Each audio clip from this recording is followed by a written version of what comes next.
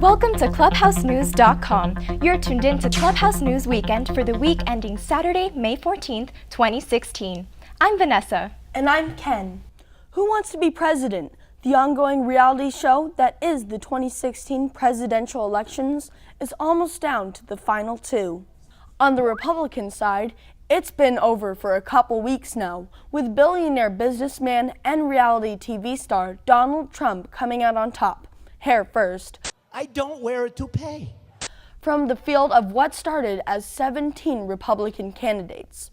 So now, Mr. Trump has to get his former opponents, including Little Marco, Low Energy Jeb, and Lying Ted, not to mention the rest of the Republican Party, led by Speaker of the House Paul Ryan, on his side for the general election, which takes place this November.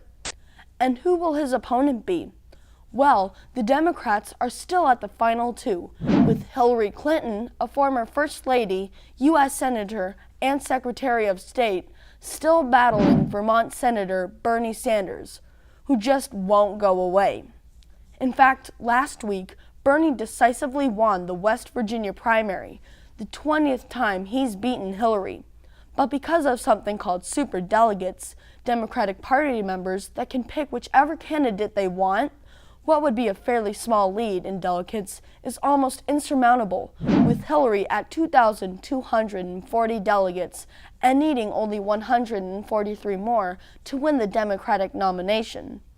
So it's looking like it'll be Trump against Hillary, though Bernie insists he still has a chance.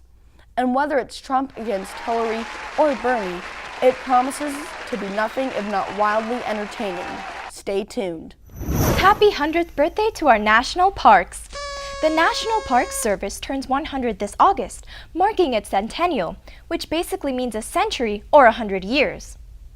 President Woodrow Wilson signed the service into law to conserve nature, historic objects, and wildlife. Today, there are over 407 parks protected by the National Park Service, including 58 national parks like the Grand Canyon, Yosemite, and Yellowstone, to name a few. And guess what? You can be part of the Centennial by becoming a Centennial Junior Ranger. Earn your Junior Ranger badge by completing a fun-filled book about the 100-year history of the National Park Service.